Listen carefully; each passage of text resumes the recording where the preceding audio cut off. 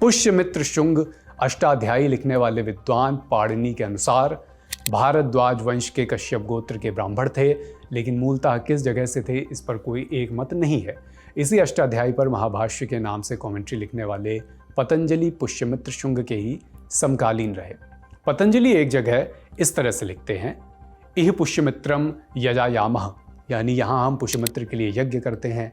पुष्यमित्र के हिस्से अग्निष्टोम, अश्वमेघ, राजसूय, वाजपेय जैसे महत्वपूर्ण यज्ञ के वर्णन अलग अलग जगह पर मिलते भी हैं। पतंजलि ने भी कुछ ऐसा ही दावा किया था कि पुष्यमित्र ने अश्वमेघ यज्ञ करवाए, लेकिन इतिहास प्रमाण मांगता है। इसका रेफरेंस और सटीक तब हुआ जब अयोध्या से धनवेद स्तंभ शिलालेख मिले, सामने आए। ये इंस्क्रिप्शन उत्तर प्रदेश के अयोध्या में सबसे पहले बाबू जगन्नाथ दास रत्नाकर को मिला। बाद में इसे हड़प्पा की खुदाई करने वाले सर दयाराम साहनी ने पढ़ा। ये शिलालेख संस्कृत के शुरुआती इंस्क्रिप्शन में से एक हैं। इसमें कुल 2 लाइनें हैं, जिनमें दूसरी बड़ी काम की लाइन है।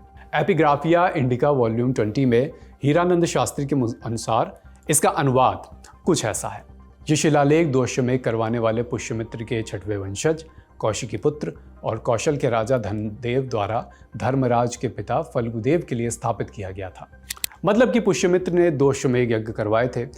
वही बौद्ध ग्रंथों में शुंगों का उल्लेख ब्राह्मण और संस्कृत ग्रंथों से उलट मिलता है।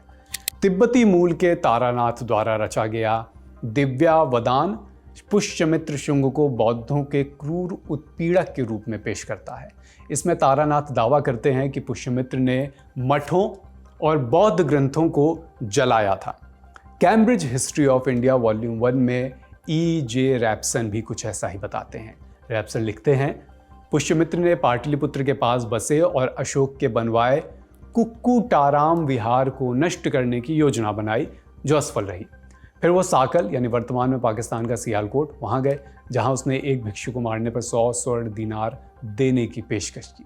लेकिन कुछ जीते जागते उदाहरण ऐसे भी हैं जो पुष्यमित्र के किसी धर्म विशेष के विरोध का खंडन करते हैं। मध्य प्रदेश में ही भरहुत का स्तूप भी शुंग काल में ही बना। सांची के स्तूप में भी पुष्यमित्र ने मरम्मत करवाई, ऐसे भी प्रमाण मिलते हैं। विंसेंट स्मिथ ने भी पुष्यमित्र को धर्म के किसी हाशिए से दूर ही रखा।